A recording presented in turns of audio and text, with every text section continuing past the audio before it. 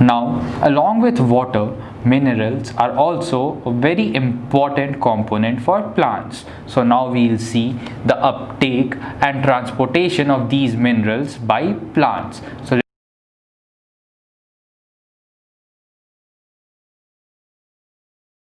uptake of mineral ions. Unlike water, all minerals cannot be passively absorbed by the roots. Two factors account for this.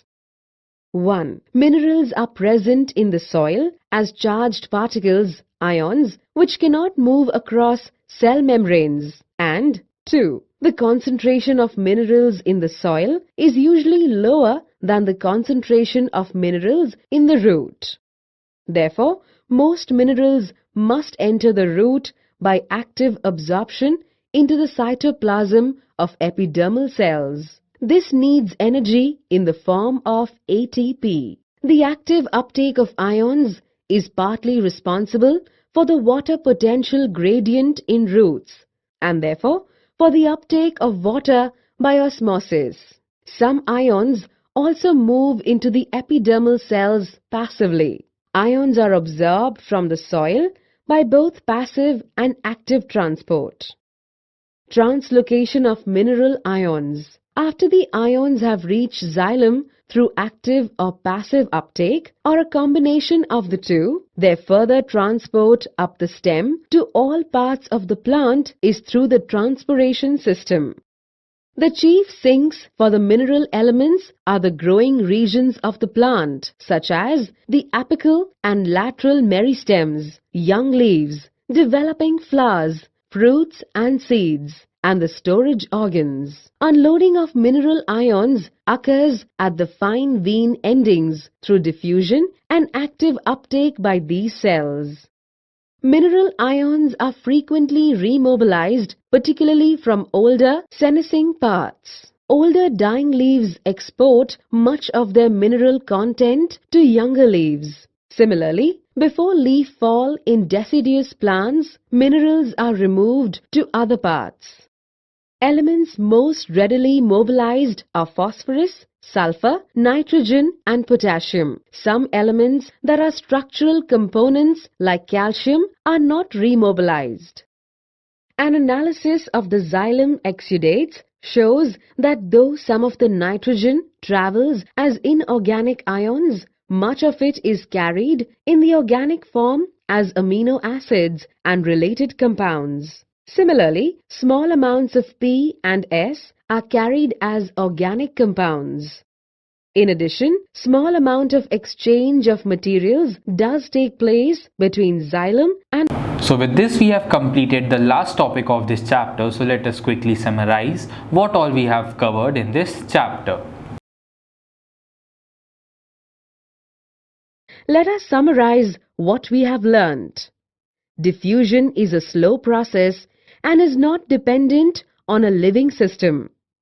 In facilitated diffusion, special proteins help move substances across membranes without expenditure of ATP energy. Active transport is carried out by membrane proteins. Water potential is denoted by the Greek symbol SAI and is expressed in pressure units such as pascals. If some solute is dissolved in pure water, the solution has fewer free water and the concentration of water decreases, reducing its water potential.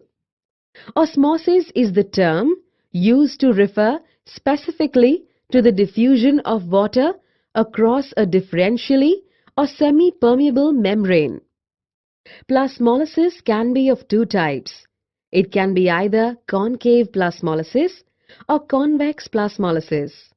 Convex plasmolysis is always irreversible, while concave plasmolysis is usually reversible.